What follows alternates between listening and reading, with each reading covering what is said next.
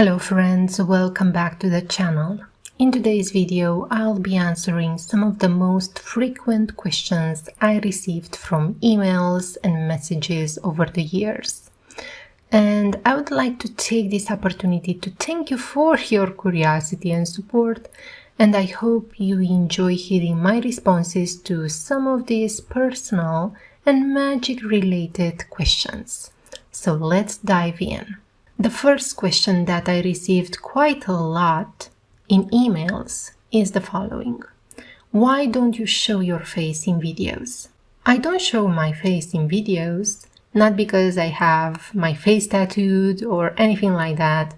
It's just because I always preferred to keep my personal life private, my professional life private, and things like that, and not to combine them. For example, when I finish work, I usually prefer to engage in other activities and to forget about work in my free time. Now, in terms of magic, I think that the only person who knows about my interest in this type of domain is actually my husband, and of course, all of you who watch this channel. But beyond that, no.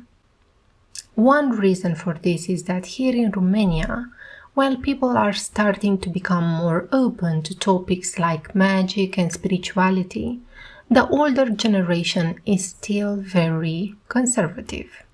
And if you have older people in your family, of course, it's complicated. And let me give you an example. I remember that years ago, I was reading a book about lucid dreaming, and I was in a subway on my way to work. And an older woman started loudly to condemn me, telling everyone on the train that such books were from the devil, and that I, because I was reading that book, I needed to return to Jesus. The whole situation was so uncomfortable that I quickly realized that for my own peace of mind, it was better to keep these interests of mine a bit more private and to switch to reading ebooks instead. So that's why I prefer not to show my face. I like keeping things low-key. The fewer people who know, the better, because I'd rather avoid unnecessary attention, especially from those who don't understand. The next question. What do you do for a living? What's your career background? So this is another question that I've got over the years in my email over and over again. So here is my answer. I studied computer science, and my first job involved creating advertising banners in Photoshop as a freelancer, and I worked for 2 small businesses. However, that didn't pay very well, so I got a job as a QA at a particular company. And from there, I advanced and learned, and right now I am a software developer engineer in test. So basically, in this role, I have to create frameworks and automated tests to ensure that the software functions as it should. The next question. What sparked your interest in magic and the occult? I think I've been interested in magic since I was a child. One of my earliest experiences happened when I was around, 7 or 8 years old. And one night I had a strange dream, and somehow I ended up at my neighbor's door. My parents couldn't find me in the house, but the doors and windows were locked. And our key was actually in my parents' apartment. So they were completely baffled. And after that incident, my mom took me to a priest, and my dreams started to calm down, but I've always wondered what really happened that night, so it's still a mystery to me. Later, in my 20s, I was going through a difficult time, both personally and financially. So I went to several job interviews but kept getting rejected. And one day I was reading a forum, and on that forum there was this post from a man whose life was a mess, and he said that he asked a Ouija board for guidance, and the board spelled out the name Napoleon Hill. Intrigued, the man looked him up and discovered the book called Think and Grow Rich, which changed his life. And that story actually inspired me to do the same. And after reading Napoleon Hill's work, I began learning about the subconscious mind and how to apply its principles to my life.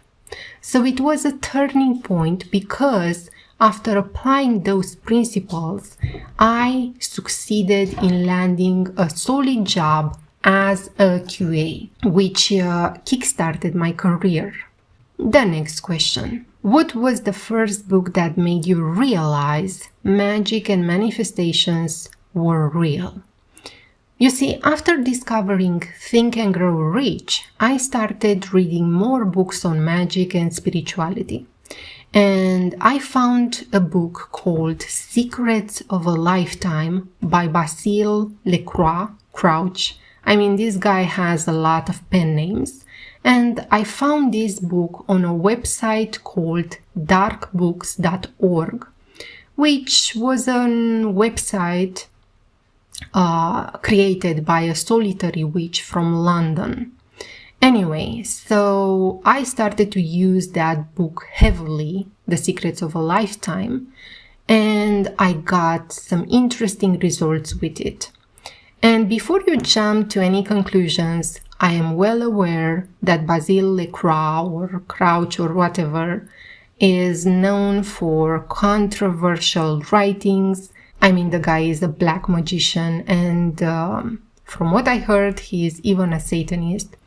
But I'm not judging. Knowledge is knowledge from whomever it comes. So, although I am not interested in his other writings, and they are not to my taste, I think that The Secret of a Lifetime is actually a good book. Anyway, so this book was the first book that actually taught me the power of visualization, about the power of the subconscious mind, but is nothing groundbreaking, because what you will find in that book, you will find in the teachings of Neville Goddard.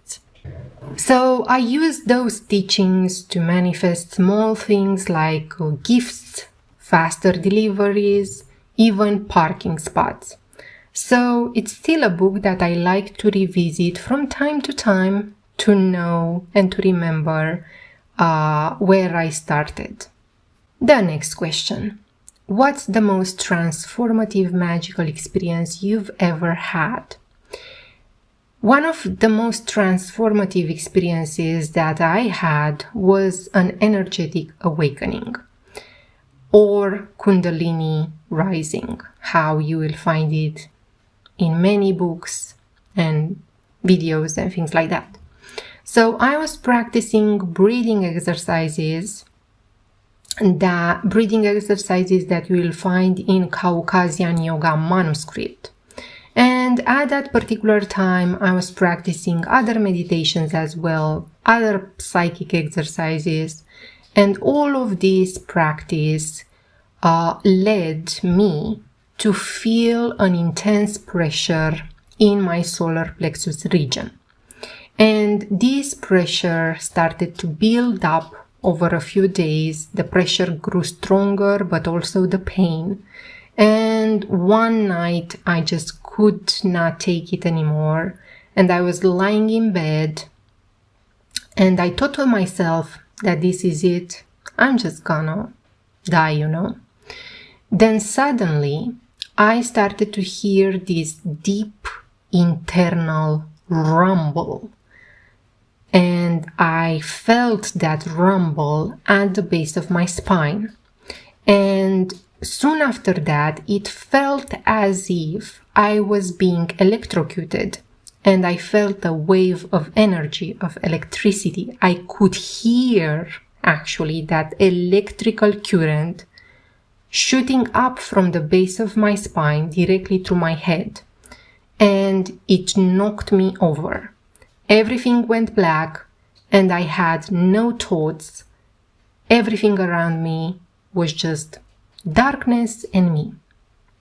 But the next day, I woke up, and the pain that I felt for quite a few days in the solar plexus region was gone. I felt like a new person.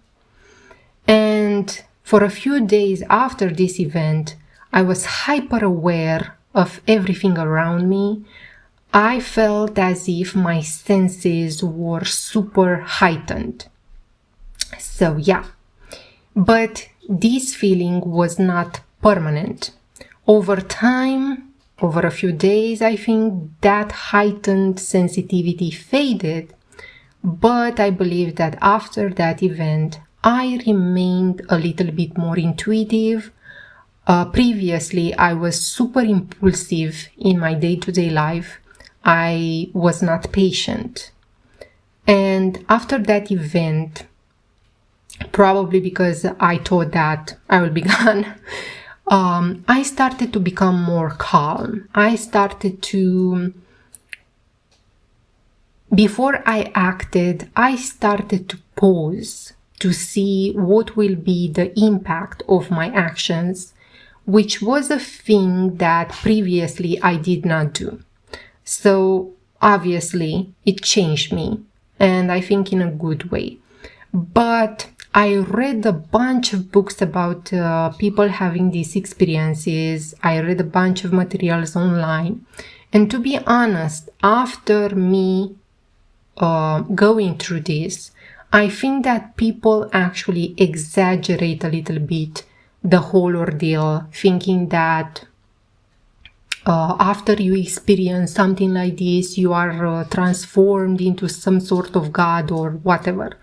No, you will have obviously a transformative experience because it is something unique that will happen to you, but is not that dramatic as people say and talk about it. Okay? Next question. What advice would you give to someone just starting their magical journey? You see, I think magic is like programming to me. It's something that you need to practice regularly. You can read all the books in the world, but unless you start doing the work, meditating, performing candle magic, you won't see results.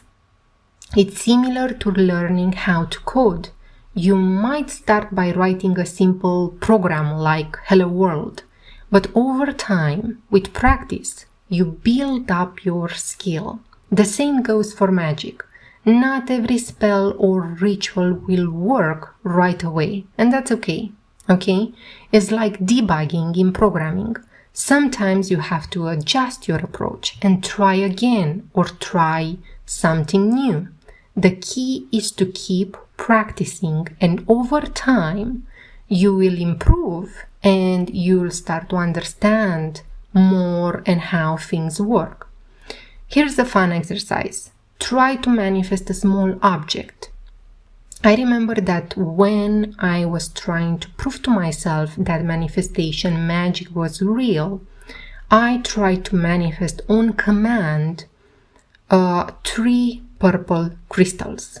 So I tried to manifest first one crystal, then move to the next crystal, and when I manifested the 3rd crystal on command, it was enough proof for me that yes, this stuff is real, it's working.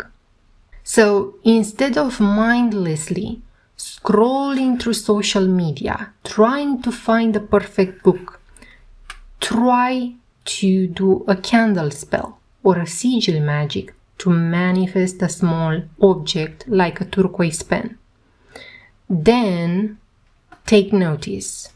What happens? What synchronistic events lead you towards that manifestation? And then when you succeed with your first object, move on to the next and to the next till you start to understand how your subconscious is working.